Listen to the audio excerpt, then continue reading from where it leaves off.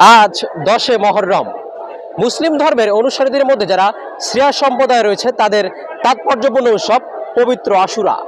আজকের এই আশুরাকে কেন্দ্র করে তাদের যে কারাবলা প্রান্তরে শহীদদের স্মরণে যে শোক মাতাম অর্থাৎ তাজিয়া মিছিল রয়েছে, তাজিয়া মিছিলটি হোসেইনি দালান থেকে শুরু করে বক্সিবাজার হয়ে চকবাজার দিয়ে এখন কিন্তু লালবাগের দিকে যাচ্ছেন।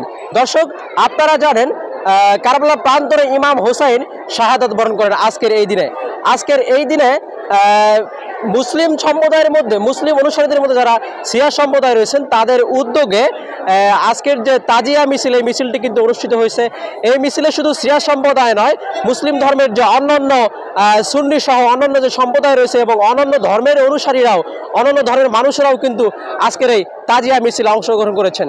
আমরা মানুষের কথা শুনছিলাম, তারা বলছিলেন যে আজকের মিছিলে কেন্দ্র করে যারা আসছে, অনেকে আছে রোগ মুক্তির জন্য আসছেন, তারা এখানে মিছিলে অংশগ্রহণ করে আজকের এই দিনে বলছেন যে তাদের রোগ আরোগ্য কামনা করে রোগের জন্য তারা বিভিন্ন দোয়া করছেন।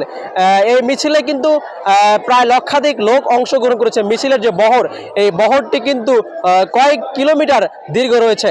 দর্শক, আপনাদের দেখানোর চেষ্টা করছি।